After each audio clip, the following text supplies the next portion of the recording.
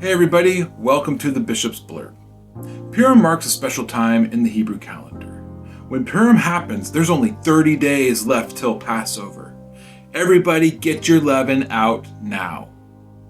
Now when we think of Passover, we often think of one of those movies that we've seen growing up. You know, you remember, right? The green cloud that moves past the house, or the black shadow that goes through the city streets and reaches into the houses and pulls the light out of the children. When we think of Passover, those representations, they're just that.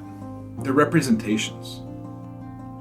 The word Pesach doesn't simply mean to pass by or to pass over or to just kind of, oh, not here, sorry, I'll just move along now. No, instead the word Pesach has a very peculiar nuance to it that helps us to better understand this word.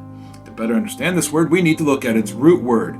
What's the root of the word Pesach? It's the word Pasach. The word Pasach is found 7 times in Scripture. 3 of them are in Exodus 12, where Scripture talks about the Passover. In Exodus 12:23, we catch a sight of this nuance, and it helps us to understand just a little bit better what this Pasach means. Exodus 12, verse 23.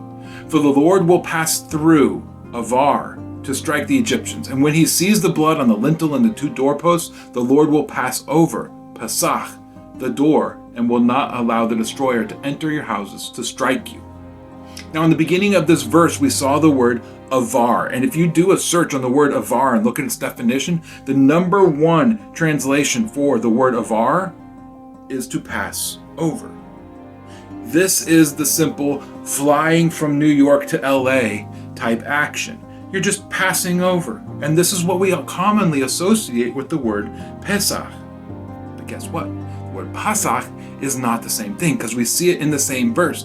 Avar is what is going to happen over the land of Egypt as the Lord passes over. But Pesach is what God is going to do for Israel in protecting them. Now we can actually see this in the word Pesach because it happens 4 other times in Scripture.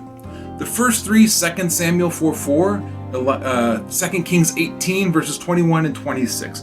All 3 of those verses, this word is translated as limped. It's in the final instance of this word that we really catch sight of what it is this word is trying to impart. Isaiah 31 verse 5. Like birds hovering, Pasach. So the Lord of hosts will protect Jerusalem. He will protect and deliver it. He will spare it and rescue it. Like birds hovering. I don't know about you, but I grew up in a farms community. From time to time, we would have chickens that would be hatched from eggs and grow up with the mother hen. Have you ever seen how a mother chicken protects their young ones when they feel that they're threatened? The mother hen will raise her wings, will fluff out her feathers, and will then bounce back and forth over her young. The little chicks then go under their mother's wings. This is the action that is being described by the word Pasach. It's this moving back and forth action. We might actually connect it better to a boxer who's bouncing back and forth, ready to throw a punch, ready to protect someone who's in trouble. Because that's what this word implies. The word Pesach isn't just, I'm going to pass over and nope, there's the blood, let's move on. Instead, it's a protector at the door, preventing the destroyer from coming in. And that's exactly how verse 23 in Exodus 12 uses it. I will Pesach the door and will not allow the destroyer to enter your houses to strike you. It's pretty cool. So how does that affect us as Christians? Well, as Christians, we have gone through the Passover. Our Passover lamb is Jesus himself. So what does that mean? That means because we have the Passover lamb, we have his blood in our lives, God will protect us from the destroyer.